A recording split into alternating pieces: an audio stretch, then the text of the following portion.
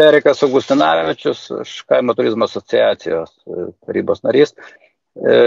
Na, aišku, labai kompromisinis įstatymas, iki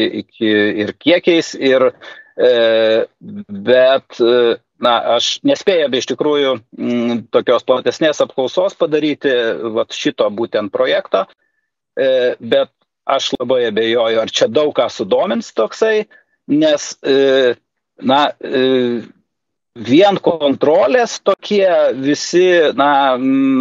aspektai, tai yra labai,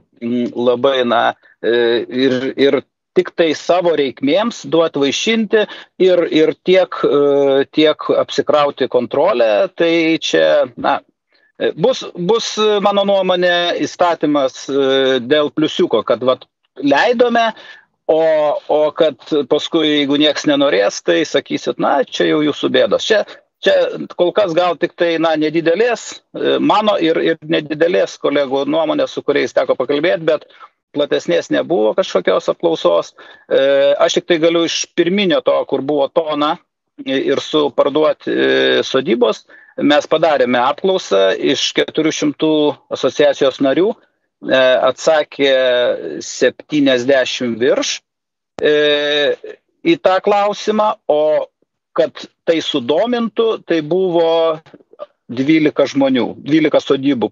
kurie svarstytų, būtent gamybą, sodybos ir parduodant sodyboje. Tai labai kompromisinis ir aš čia,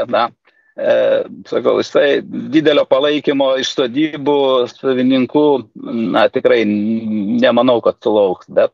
geriau toks negu nieko.